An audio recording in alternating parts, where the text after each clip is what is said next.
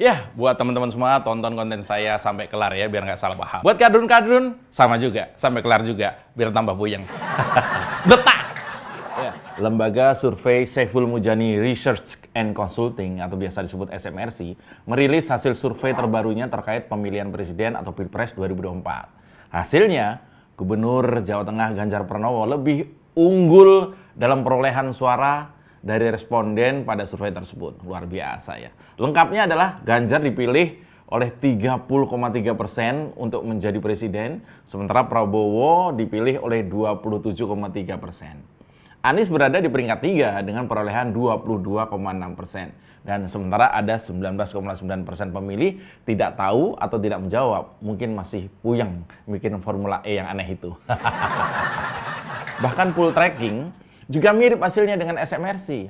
Mereka merilis hasil survei Capres terbaru hari ini juga. Terungkap dari hasil survei itu, hasil yang lumayan mengejutkan. Tentu saja mengejutkan buat kadrun ya.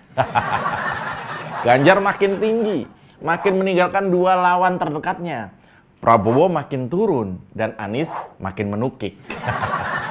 Pantesan Pak Surya Paloh dan Yusuf Kalla sampai keliling ngeteng Anies ya. Bahkan ada paketan beli satu dapat dua. Nah, info yang beredar, Pak Surya Paloh ini datang ke Pak Jokowi. Nah, Surya Paloh akan mendukung Ganjar sebagai presiden, asalkan Anies jadi wakilnya. Beli satu dapat dua. Kayak deterjen.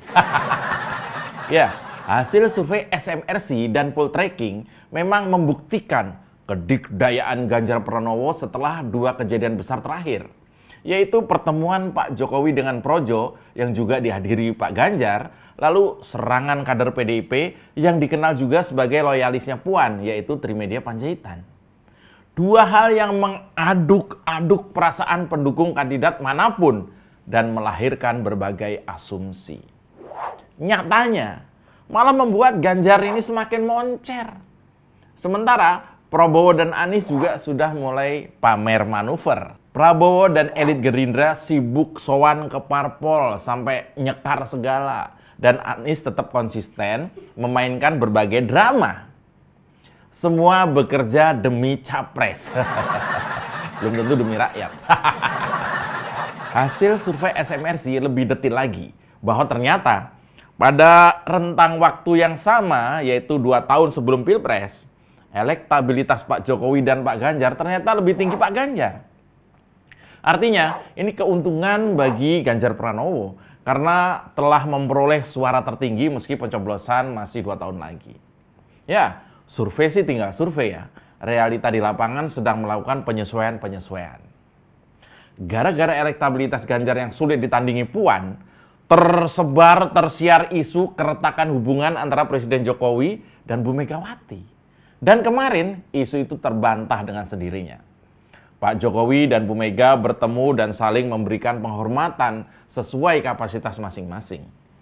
Pak Jokowi meskipun presiden, ia tetap menempatkan Bu Mega sebagai sesepuh negeri, ibu bangsa. Bahkan terlihat Pak Jokowi meresmikan Masjid At-Taufik di DPP PDI Perjuangan Lenteng Agung yang dipersembahkan bagi mendiang Pak Taufik Kemas, suami Bu Mega. Keakraban keduanya terlihat selama sehari kemarin. Dari mulai Istana Negara hingga Lenteng Agung. Tidak ada masalah berarti bagi kedua guru bangsa ini. Yang punya masalah kan pembenci Pak Jokowi. Selamat datang di Oposisi 69 FM. Bersama saya, siapa ya? Oh, Mas Jopray.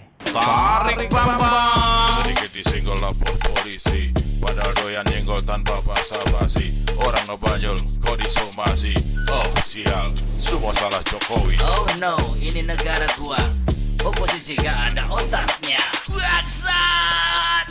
Yo, Prabowo dan Anies makin keok di hasil survei terbaru. Sementara Ganjar Pranowo makin menempatkan posisi teratas dengan elektabilitas mendekati 30%. Bahkan kalau di SMRC lebih, yaitu 30,3%. Kalau melihat trennya sejak setahun lalu, saya yakin setahun ke depan Ganjar akan terus nanjak. Apalagi kalau saingan terdekatnya ya cuma gitu-gitu aja. Kalau upayanya cuma gitu-gitu aja, hasilnya ya pasti gini-gini aja. Lalu apakah Puan, AHY, Erlangga, orang-orang penting di partainya Masing-masing ini kan nggak beranjak dari kandidat 2%-an. 2%-an hasilnya. Gila ya, hampir 2 tahun kampanye nggak bergerak dari 2%. Apa 2 tahun ke depan akan bisa 2 kali lipat? Jadi 4%. Ini sih menurut saya udahlah. Daripada habiskan waktu untuk pura-pura disukai rakyat, lebih baik fokus ke yang diinginkan rakyat. Anda akan mendapatkan respek dari rakyat. Dan pada saatnya kelak, itu akan diingat rakyat dan bisa jadi giliran Anda masuk ke istana. Prabowo saja, yang juga ketua partai, dan sudah sering ikut pilpres, pengalaman, masih belum bisa mengambil hati rakyat. Sampai 30% lebih belum bisa. Apalagi yang 2%-an ini. Ayo, bersatu, ngalah. Ya, kita coba kulik apa upaya Anies untuk menaikkan elektabilitasnya yang cenderung melorot terus. Kemarin ada 2 kejadian yang membingungkan publik. Seperti ada akrobat politik yang sama sekali nggak produktif. Yang pertama adalah adanya deklarasi dari Ormas yang katanya abal-abal. Ormas FPI, reborn. Padahal FPI udah dibubarkan pemerintah. Kok ada yang nekat menggunakan nama itu? Dan deklarasi mendukung Anies pula. Dikira patung kuda itu daerah tanpa sinyal. Tetap aja informasi masuk. Dan itu membuat pentolan FPI lama marah.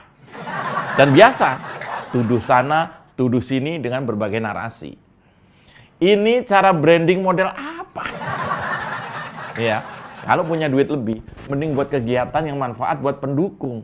Bukan bikin aksi drama di jalanan, tapi yang dituduh jadi sutradara malah para penontonnya. Lalu ada lagi kejadian deklarasi kubu Anies dengan bumbu rebutan bendera HTI. Ini lebih drama lagi, lebih ngenes lagi. Biaya mahal-mahal untuk deklarasi sambil rebranding berujung berantem sesama kadrun. Udah tahu gimana kadrun berantem sama kadrun? Jangan deh, yang menang tetap kadrun. Tarik ke Bambang. Mau kemana kawan, tanpa arah tujuan, cari masalah rawan. Enak ya lagunya ya. Nah, lalu hari ini Anies akan meresmikan Jakarta Fair. Saya yakin Jakarta Fair juga bakal dijadikan ajang kampanyenya. Nggak tahu, apalagi aksi yang disiapkan. Saya yakin bakal lebih lucu dari Formula E. Oh iya, Formula E juga meninggalkan cerita yang bikin kita bingung mau tertawa atau menangis. Ternyata, proposal yang digembar-gemborkan telah dikirim ke BUMN itu adalah proposal seadanya dan dikirim lewat WhatsApp. Ini lihat keterangan dari Arya Sinulinga dari Kementerian BUMN. Nangis nggak tuh? Minta dana ratusan miliar cuma lewat WhatsApp. Ini makin mendekati kebenaran dugaan saya tempo hari. Memang Formula E sengaja tidak minta biaya ke BUMN. Setelah nyedot duit rakyat nyari 1 triliun tapinya kan. Lalu apa tujuan proposal seadanya ini? Ya supaya BUMN nggak ngeluarin duit karena prosedurnya nggak ditempuh panitia Formula E. Lantas supaya Anies tetap sebagai orang yang terzolimi oleh Erick Thohir dan juga Jokowi. Dan pada ujungnya adalah elektabilitas dan senjata kadrun untuk menyerang pemerintah. Gini kok nggak mau dilekatkan sebagai bapak kadrun Indonesia. Ya. Lalu apa upaya Prabowo untuk menaikkan elektabilitas? Kalau tadi Anies, sekarang Prabowo. Ya sepertinya Prabowo akan main cantik dan elegan. Beda jauh nih, permainan Prabowo dan Anies beda. Prabowo ini, dia cukup main atas, cukup bertemu dengan ketua-ketua parpol. Atau istilahnya main elit, dan ini aman, minim resiko. Palingan cuman bawa jajanan, bawa oleh-oleh, itu doang kan? Prabowo juga tidak terlalu nampak mengerahkan relawan. Bahkan kadernya masih nyaman tanpa terlihat gerakan yang berarti.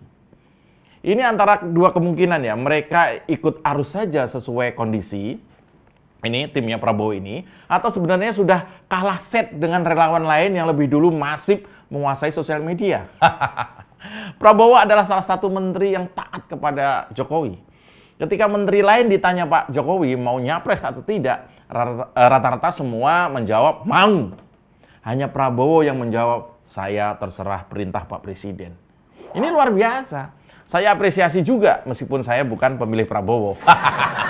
Ya, siapapun belum tahu hasil Pilpres ke depan bagaimana. Semua masih asumsi dan harapan.